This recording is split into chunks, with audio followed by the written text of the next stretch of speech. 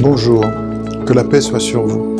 La raison pour laquelle je prends la parole après de si longs mois de silence est pour traduire finalement un témoignage, le récit de ce que j'ai vécu. On a confisqué ma parole, on a parlé à ma place, il y a eu un déluge médiatique, quasiment un lynchage médiatique dans lequel ma voix n'a pas été entendue.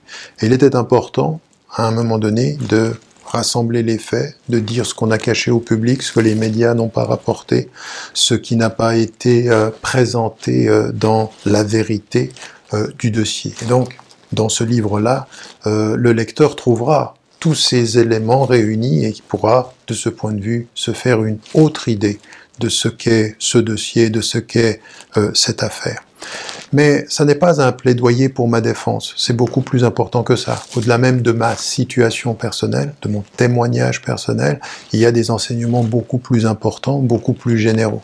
D'abord, la première des choses, c'est l'enseignement par rapport à la société française, l'état de la société française. Mais c'est également aussi une réflexion sur la justice, la prison, ce que l'on peut en dire en vivant une expérience comme celle-ci. Et puis, il y a, bien sûr, les enseignements spirituels.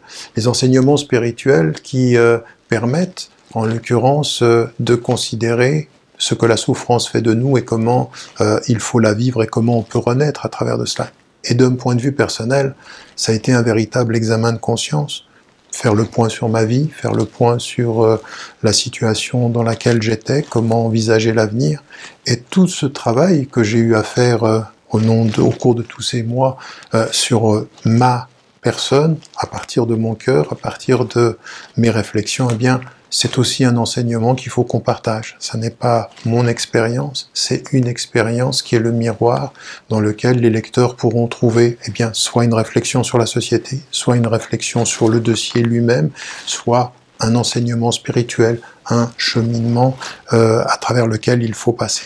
Tout ça pour dire, au terme de cette réflexion aussi, que ce qui demeure, c'est un engagement aussi pour la justice. Et cette justice, il faut la défendre, il faut la revendiquer en disant et en répétant, on ne lâchera rien.